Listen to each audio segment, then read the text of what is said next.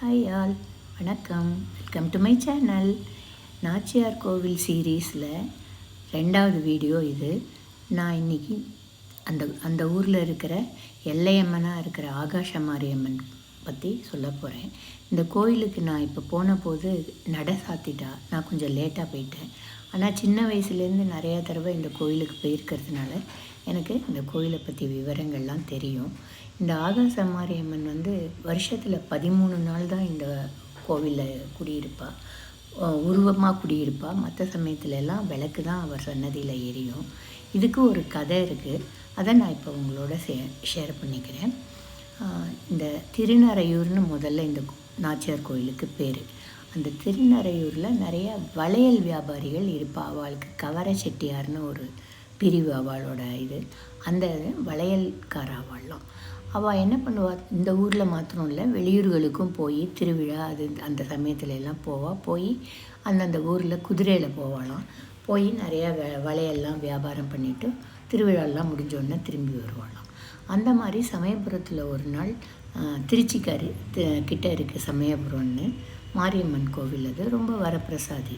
ஸ்ரீரங்கநாதருக்கு தங்கன்னு சொல்லுவாள். இன்றைக்கும் சீர்சனத்திலாம் கோவில்லேருந்து அங்கே போயின்னு இருக்கு.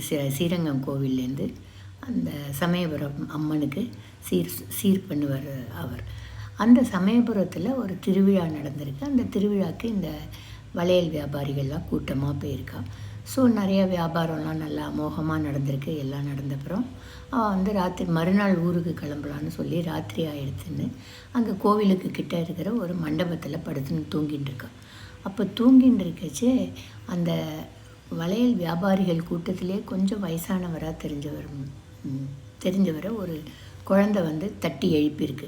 கண்ணை திறந்து பார்த்தா தக தக தகன்னு ஜொலிச்சுண்டு நல்ல ஜரிய பாவாடை, நிறையா தலை நிறையா மல்லிகைப்பூ, உடம்பெல்லாம் தங்க நகை எல்லாம் போட்டுண்டு ஒரு சின்ன கன்னியா பொண்ணு நின்றுண்டு, தாத்தா எனக்கு வலை கொடுக்குறியா அப்படின்னு கேட்டுருக்காரு. சரிம்மா, உனக்கு இல்லாத வலையா அப்படின்னு சொல்லி அவர் வலையை அடுக்கி விடுறார். வலை அடுக்க போடுற வலையெல்லாம் உடஞ்சி கடைசி வரலாம் உந்துடுது. அவர் பொட்டியில் இனிமே வலையிலே இல்லை, அந்த அளவுக்கு எல்லாமே உடஞ்சி போச்சு. ஒரு வலை கூட குழந்தை கையில் இல்லை. அவருக்கு ரொம்ப வருத்தமாக போயிடுது. அந்த குழந்தைய இறங்க பார்க்குறார். அம்மா, நீ சாதாரண குழந்தை இல்லைன்னு தோன்றுறது, நீ யாரும்மா, ஏம்மா உனக்கு ஒரு வலையிலும் உனக்கு சேர மாட்டேங்கிறது அப்படின்னு ரொம்ப நொந்து போய் கேட்டிருக்க. அந்த குழந்தை கலக்கலன்னு சிரிச்சுண்டு அந்த மாரியம்மன் கோவில் வாசல் கதவை திறந்துட்டு உள்ளே போயிடுத்து. மாயம் மாறிடுது. உடனே இவர் உடம்பு சிலிக்கின்னு பார்க்குறார். அப்போ தான் தெரிஞ்சது இவர் இத்தனை நேரம் கண்டது கனவு அப்படின்னு. தனக்கு வந்தது அந்த மாரியம்மன் தான் அப்படின்னு சொல்லிட்டு அந்த வளையல் போட்டியை எடுத்து பார்க்குறார்.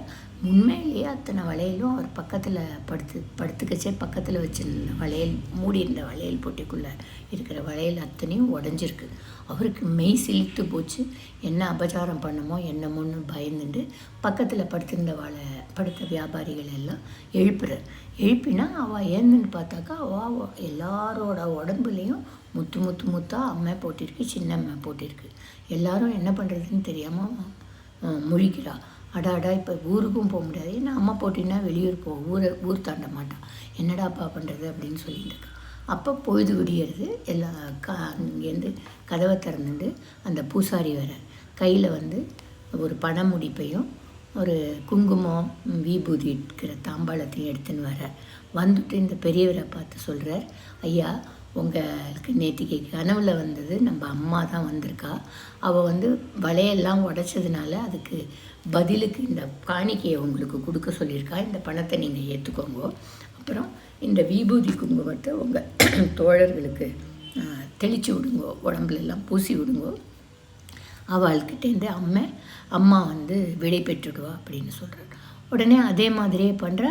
என்ன ஆச்சரியம், விபூதி குங்குமத்தை தடவினோன்னா அவளுக்கெல்லாம் அந்த அம்மையெல்லாம் விலகி போய் சுத்தமான உடம்பாக ஆகிடுறது, மார்க்கு கூட இல்லை.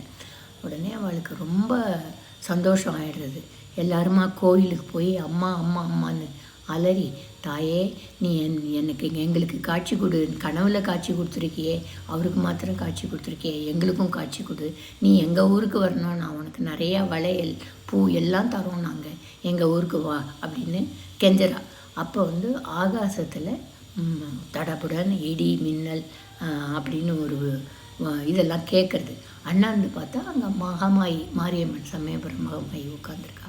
அவள் சொல்கிறா, நான் இந்த ஆகாச மாரியம்மனாக உங்கள் ஊருக்கு வருவேன், வருஷத்தில் 13 நாள் உங்கள் ஊரில் வந்து குடியிருப்பேன். அப்போ எனக்கு திருவிழா பண்ணுங்கோ, எனக்கு நிறையா வளையல் போடுங்கோ, நிறையா மல்லிகை முல்லைன்னு வாசமான மலர்கள்லாம் போட்டு என்னை கொண்டாடுங்கோ, என்னை நான் கண்டிப்பாக வரேன், வருஷத்தில் 13 நாள் வருவேன் அப்படின்னு சொல்லிட்டா. அதே மாதிரியே அவள்லாம் சந்தோஷப்பட்டு திருப்பி ஊருக்கு போயிட்டா. அதே மாதிரியே இப்போவும் வைகாசி மாதம் அமாவாசைக்கு அப்புறம் வர வெள்ளிக்கிழமை அன்னைக்கு ஆரம்பிக்கிறது 13 நாளைக்கு இந்த திருவிழா.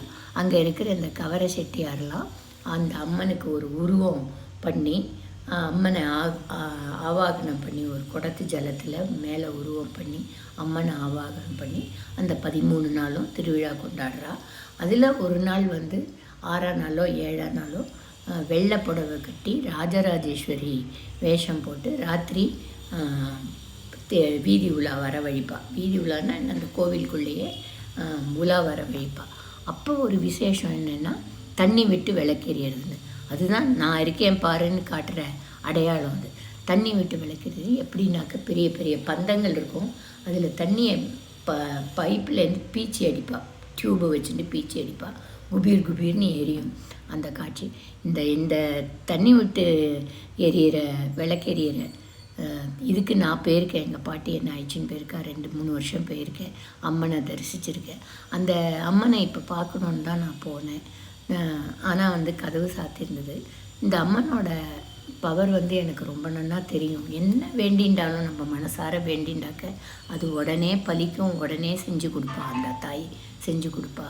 அது பவர்ஃபுல் லேடி. அந்த ஊருக்கு எல்லையம்மனாக இருக்கா. 13 நாள் ஆன உடனே அந்த அவள் வந்து அம்மனை வந்து வழி அனுப்பி வைக்கிற விழா இருக்கே, அது ரொம்ப நல்லா இருக்கும். நிஜமாகவே நம்மளுக்கு கண்ணீர் வரும். அம்மா கிளம்பி போகிறாளா அப்படின்னு மனசில் தோன்ற அளவுக்கு கண்ணீர் வரும். அம்மா வந்து அந்த 13 நாளும் இந்த கோவிலில் வீட்டிலிருந்து இது பண்ணுவாள். மற்ற சமயத்துலேயும் அவன் சொல்கிறா, நான் வந்து உருவமாக இங்கே இல்லாட்டாலும் அருவமாக இருப்பேன், இவங்க எல்லாரையும் ரட்சிச்சுட்டு இருப்பேன், இந்த கோவிலுக்கு இந்த ஊருக்கே நான் எல்லையம்மனாக நான் இருப்பேன், என்னை தவறாமல் எல்லாரும் வழிபடுங்கோ அப்படின்னு சொல்லிட்டு கிளம்புறாளாம். ஸோ விசித்திரமான கோவில், சக்தியுள்ள கோவில், ரொம்ப ரொம்ப நல்ல பக்தி பரவசம் உண்டாகும். அந்த கோவிலுக்குள்ளே போனாலே வைப்ரேஷன் உண்டாகும். அந்த பக்தி பரவசமான கோவிலுக்கு சமயம் கிடச்சா எல்லோரும் போய் சேவிச்சுட்டு வாங்கோ. இன்னும் நல்லபடியாக சமயம் கிடச்சதுன்னா அந்த வைகாசி மாதத்தில் அந்த திருவிழா, அம்மன் திருவிழா நடக்கிற டைமில் போய் சேவிச்சுட்டு வாங்கோ. இந்த வீடியோ உங்களுக்கு நான் பிடிச்சிருக்குன்னு நினைக்கிறேன். நன்றி, வணக்கம்.